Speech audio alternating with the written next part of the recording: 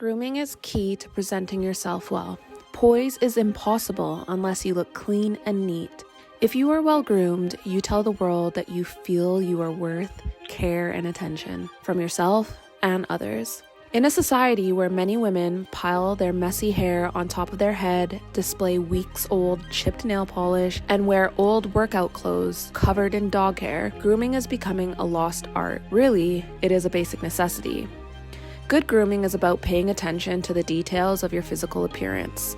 If you stick to regular grooming routines and keep them simple, you can keep yourself always looking clean and polished, no matter how bad your day is going or how little sleep you got.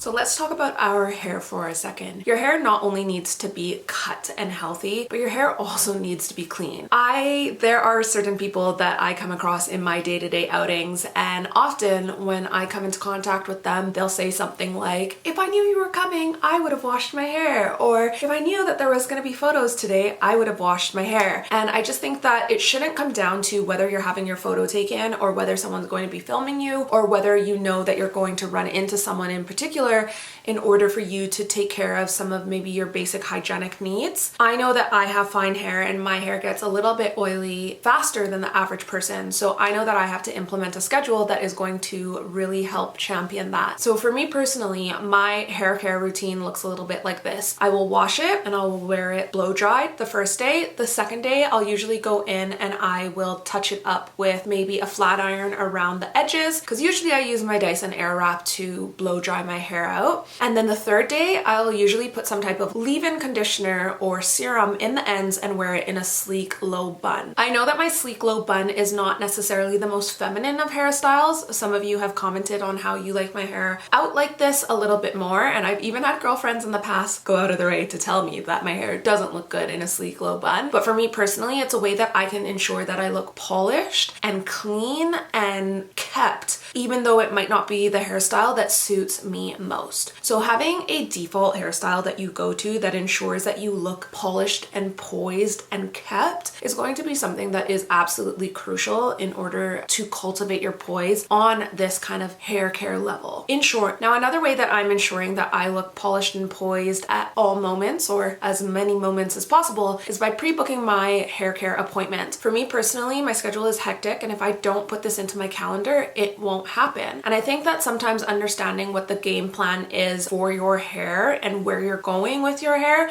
is going to be the thing that's going to allow you to decide what your next step is and what type of hairstyle you go for or perhaps don't go for. I'm somebody that I do like a little bit of color in my hair, but I don't want to be having to go get my roots touched up all the time. I'm somebody that has fine hair, but perhaps I'm looking at getting extensions in the near future, but I have to ask myself, will I actually have the time in my schedule to upkeep this? Maybe it is I have the time to upkeep my extensions, but I'm going to have to lay low on the lash extensions because I only have so many hours in the day that I can dedicate towards my beauty routine. This is going to change between me and you and the next person. So understanding what your schedule is, what your budget is, and what suits you the most is going to be absolutely crucial. Let's talk about nails for a second. Are you someone who gets your nails done all the time, or are you someone that goes a little bit more natural? Two of the people that I look up to in the level up kind of elegance space is Anna Bay. You've heard me mention her here on this channel before. And another lady named Lauren Amiri. She owns the brand Avel that you've heard me mention before on this channel. Now, Lauren has said on her social media how she doesn't put polish on her fingers quite often, and if she does it at home with lacquer. And Anna, if you notice her channel, she always has gel on. Now, for me, the thing that is going to be the most important is that these nails look kept, they look clean, and they look polished. And I don't mean polish in the aspect of nail polish, I just mean kept and clean. For me personally, it's been about a month that I haven't had nail polish on because I took my gel off at home on my own previously, like this last month, and I ended up not taking the gel off properly and I made my nails so incredibly thin. so I needed a little bit of a break. For me personally, I love getting my nails done, but I am going to be looking at getting a UV light at home just because some weeks, some days, some months, I just don't have the extra time in my schedule to travel an hour to go get the appointment done, be there for an hour, and then travel back home for an hour. If you have that time in your schedule, by all means, you go for it. So if you are going to get polish done, make sure that you're choosing a color that if it does chip, it's not going to be too in your face, or you have the time in your schedule to go get that chip fixed. Equally, if you can have that backup color at home where you can just touch it up a little bit at home, that is a good backup plan to have too. And I think that's going to be the plan that I'm going to be putting into place. I have my 4 colors that I rotate throughout the year, and perhaps the weeks where I can't put the time towards getting my nails done, I can do it at home, and then the days where I can go get it done, I can go get it done. And the days where it chips at home, I can fix it myself. Now, another way that I'm really finding that I can keep on top of my nails is keeping a nail file in my handbag. I have some longer ones that are around the room, and then I also have this little compact from MAVALA that I just keep it in a handbag and some in the car, because there's nothing worse than when you get a snag and then if you don't have a file with you to file it, that's often when you end up pulling it and it ends up chipping the nail polish even further. So do try to keep some type of nail file close to you because it can really help avoid these further chips and snags. How are you with the nails on your feet? Do you let them go too long? I have tons of videos here on this channel showing you how I keep on top of my nail care, even on my feet. I think sometimes it's very easy to let our feet go in the winter months, but let's be honest, if we're going to take time, care, and attention to put into our undergarments and the pajamas that we wear to bed, we should really not only take care of our feet in the summer months where people are seeing our feet, but we should also take care of them in the winter months as well. There are so many products on the market that is going to help you ensure that your feet are soft and moisturized and polished and poised. If you are somebody that you like to use a device, I've got many videos here on this channel that cover some of the Magnetone products that I personally keep my feet tidy with at home. Or there are other products that you can put your feet in kind of this sock, this plastic sock, and then the chemicals sit on your feet and they get rid of all of the dead skin that is on your feet. So there are so many options on the market in order to take care of your nail care. I definitely think you should check them out. Do you want an instant makeover? If you want an instant makeover, take care of your brows. Now, I'm somebody who I do my brows at home, but I actually recently had my brows done by a lady named Shavata, I believe her name is. And she has done some of the biggest celebrities here in the UK, their brows. And with brows, there's going to be a typical roadmap to what makes your brows look good. And if you take a pencil, your brows should just line up. If you put it against the bridge of your nose, the highest point should be from the tip of your nose through the corner of your eye and then up to here. And then it should end, if you have that pencil, at the end of your nose, and then it should end like right there. So my brows basically do that. But actually, when Shavata had done my brows, I was talking to her about my hooded eyes, and she said that when I got my brows microbladed, if she had just brought the tip of my brow out a little bit farther, it would have compensated for the hoodedness of my eyebrows, or my eyelids, sorry. So having a professional, like someone who is absolutely specialized in a topic, like maybe they're the person that's doing celebrity eyebrows, it might be nice to see if you can book in with these people even once a year so they can give you the framework that you just need to follow, or go in for a tidy up when you get your brows done. I find really just working with your natural shape of your brows is going to be the best bet. And then you really just have to decide if you want your brows waxed, sugared, threaded, or tweezed. How are you with the unwanted hair? I know in some areas, like your hair on your head, you want hair.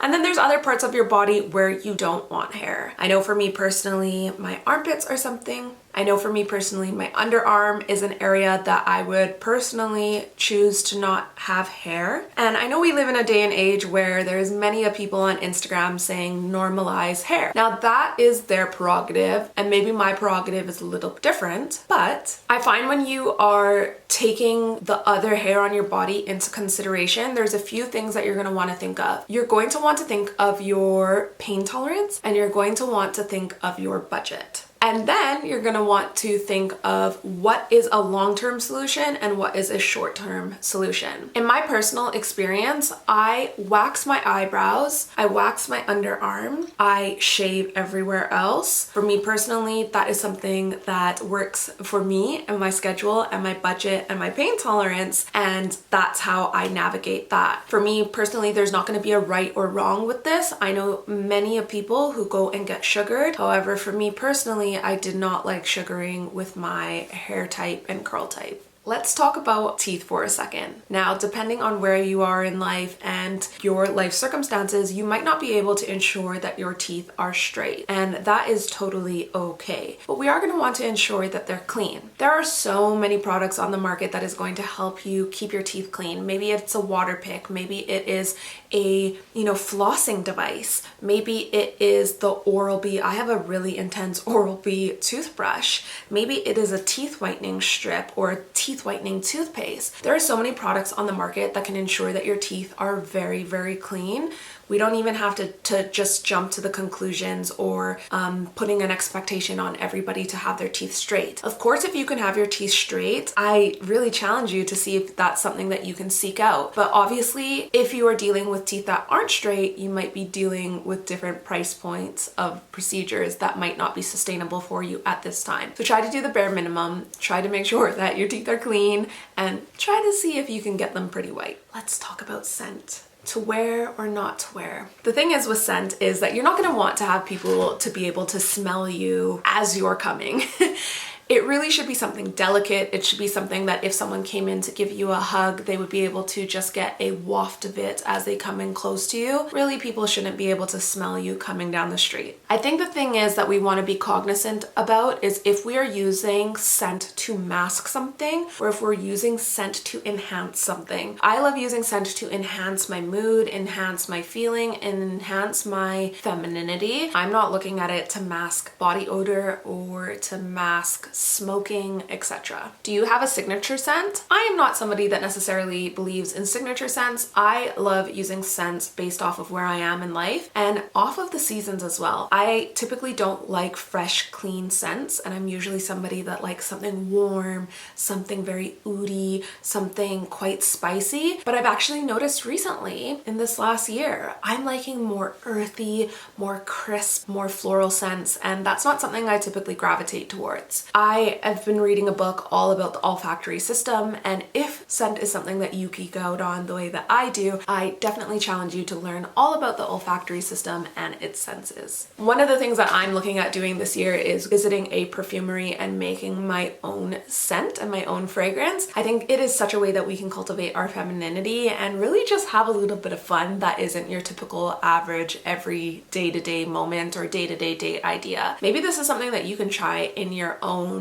adventure to cultivating your poise. Have you ever tried fragrance layering? This is something that I've played around with a perfume and a perfume, but one of the ways that I have only done it a little bit, but I'm looking at doing it more, is fragrance layering. So perhaps you use a certain body wash and then you use a certain body cream and then you spritz that final layer. It's such a way that you can really layer the experience and create a scent that is completely bespoke to you. I also find that when you do it this way, the scent doesn't come across as strong, and rather people are able to detect the different layers of the fragrance that you're wearing. Last but not least, on the topic of fragrance, you are going to want to ensure that you don't have too much on and the surroundings that you're in. I recently went to a restaurant here in Bristol and there was a woman across the way from me, and her perfume, I loved it. It was beautiful, but it was so strong. It was making me choke on my food. And that was the first time I've ever had that happen because I love fragrance, and it just made me think, to those of us who were around this section of the restaurant, if they were sensitive to perfume, I couldn't imagine how they were able to eat their meal. So this is something to definitely be cognizant of. Let's chat about makeup. Makeup is really to enhance your best self. It's not to hide your best self. And think of it this way. Have you ever gone to a makeup counter and you see someone with really extreme makeup and it makes you think, oh my goodness, I don't know if I trust this person doing my makeup? That is how people feel when they come across us and they see us with a really bold makeup look. They don't know if they can trust us. They don't know if they are safe in our hands. Use your makeup to polish and perfect, enhance even, but not not to hide and definitely not to cover or mask. I used to do a little bit of wedding videography, and there was a girl who I was shooting her wedding, and I remember overhearing her talk to the makeup artist, and she was like, I don't want to look anything like myself. I want to look like a word that starts with a W and indicates a woman of the night. And I was like, wow. I've never heard somebody describe that for the way that they want to look. I also unfortunately had an experience with a talented makeup artist and a talented skincare therapist, and she did my facial and then she asked if I wanted to have my makeup done. And when this lady had asked me if I wanted to have my makeup done, I said to her, like, I would love that, but I'm more of a like natural kind of girl. And she was like, yes, I get that. I will do your makeup natural. And let me tell you, when I saw my makeup at the end,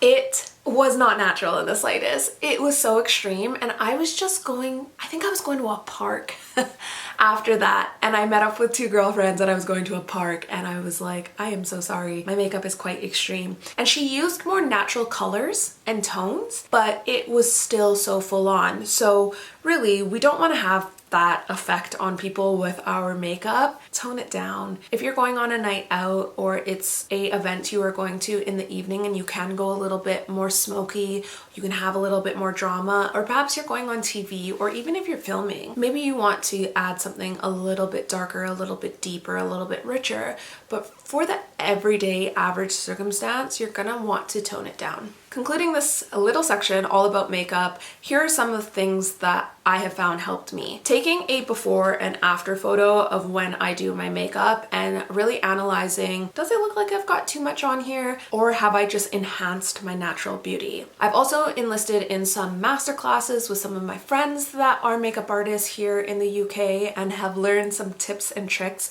that they implement when they're doing makeup for magazine shoots or editorial shoots. I personally have toned down the eyelash extensions. If this was 2 years ago, you would have seen me with heavy Russian volume lashes. I either go with brown volume lashes or none at all these days. And I feel like I've really worked on perfecting the no makeup look. How are you going to go about perfecting this part of cultivating your poise? Last but not least, let's talk about skincare. Skincare is one of the areas that I am the most challenged in. I have a skin type that if I get any type of scarring or any type of blemish, it's going to leave a scar. So I am constantly doing peels. I am constantly investing into my skin. My skin is probably the area that I spend the most self-care time on each day. And I think you can listen to people and their advice, but you have to be very hyper aware to if this person has a similar skin type to you. Many people will say, oh, don't wash your face in the morning because you're just washing away all the skincare that you did the night before. If I do that, I am breakout city.